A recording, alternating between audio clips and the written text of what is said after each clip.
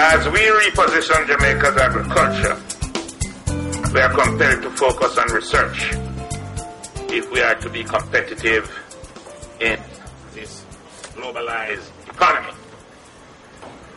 We here at Bodles can boast a proud record of achievement in terms of research and development.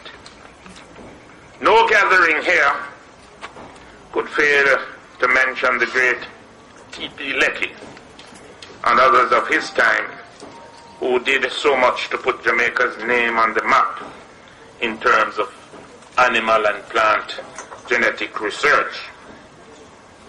The Crop Plant Protection Research and Development Unit at Bodles was established with the overall aim of underpinning the ministry's capacity to generate information and appropriate technology for improved productivity, to develop and utilize new species and plant varieties, to identify practical solutions to pest infestation, and to reduce the introduction and spread of plant diseases.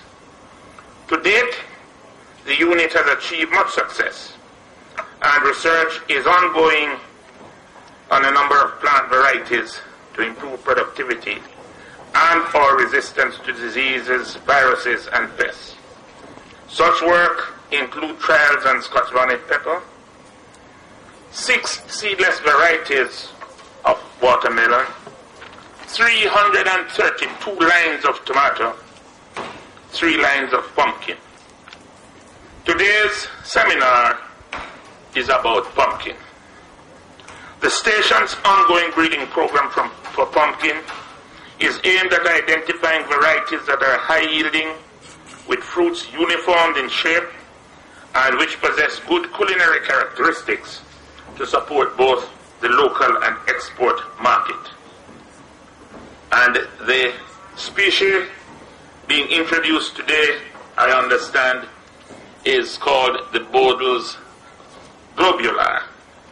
One of the main characteristics of the Bodles Globular being showcased here is its uniform shape like a globe and size 4.5 to 5.5 kilograms.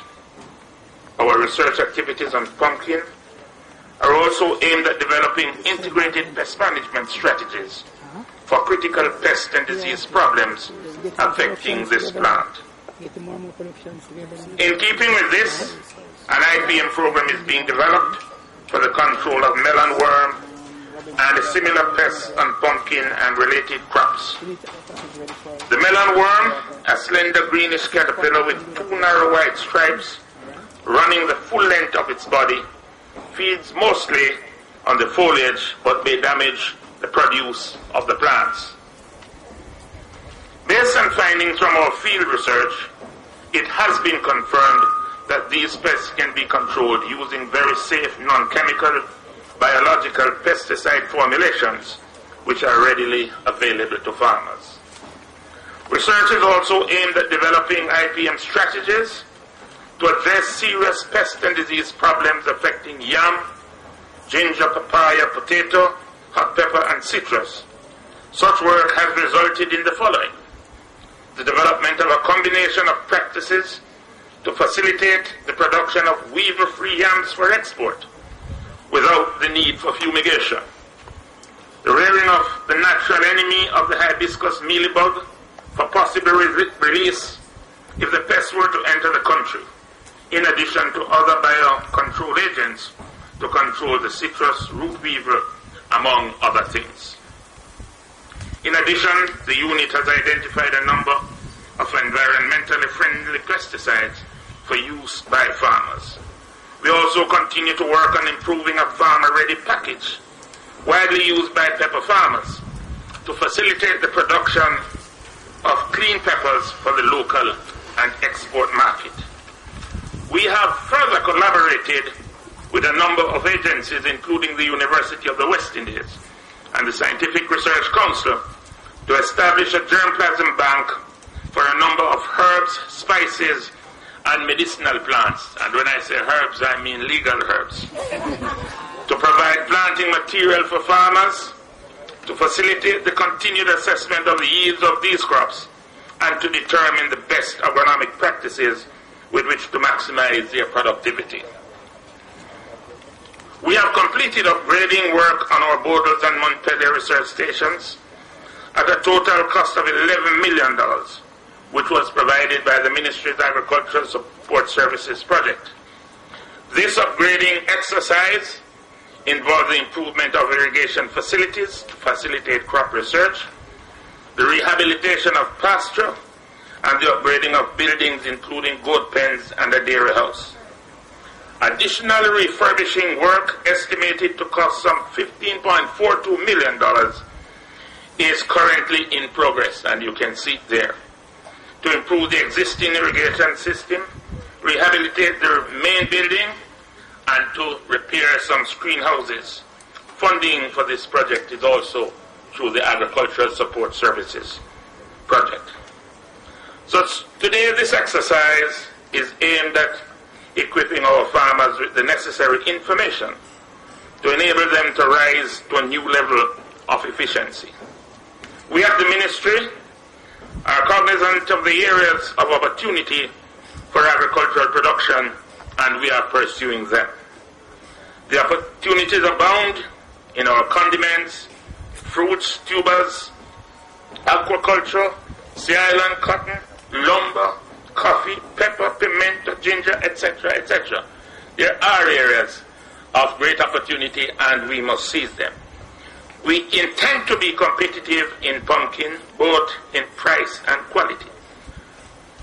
You know, when you go to Denby Show sometimes, the farmer who brings the biggest pumpkin is the one who gets the prize.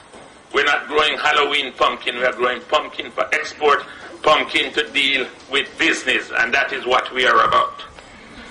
So it is in this spirit that I would like to congratulate Bodles and all the agencies within the Ministry of Agriculture. You know, our job is not as sexy as other ministries. Nobody cares about us. When there's drought, you hear, oh, drought, low production. When there is good season, it's, oh yes, rainfall.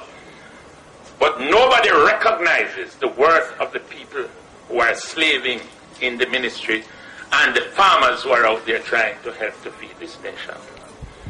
I believe that we are beginning to reach a stage where people will have to understand what we are.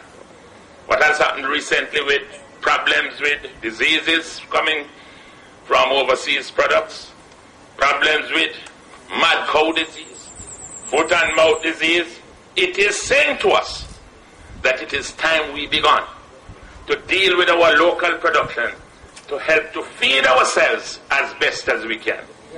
And nobody can gainsay the fact that what is grown here in Jamaica is incomparable anywhere else in the world. We have quality, we have taste, we have everything. It is for our farmers working with our researchers to get out there and produce. We have put systems in place where we're going to be working hard to deal with our marketing systems, because that is one area that has turned off a lot of farmers when they produce and can't sell. We have just delivered some refrigerated trucks to the JS. They are opening their facility in St. Elizabeth, and we are moving on. We have begun to help our farmers to deal with tillage. We have started with 6 tractors, plus another 2 in the dairy sector. That's 8 tractors. Some people are saying, what is 8 tractors? I am saying 8 tractors is much more than we had before. And a matter of fact, I was just working it out the other day. If one of those tractors does 5 acres of land each day and works 200 days for the year, each one of those tractors will prepare 1,000 acres for the year. I want you to tell me how many people it would take to fork 1,000 acres of land for the year. So let us be thankful for small mercies. So this morning I just want to congratulate you. And what is being shown here, working, the researchers working with RADA, working with the farmers, we will move it from here to there and all over the country. Let me wish for you a successful undertaking today. Thank you very much.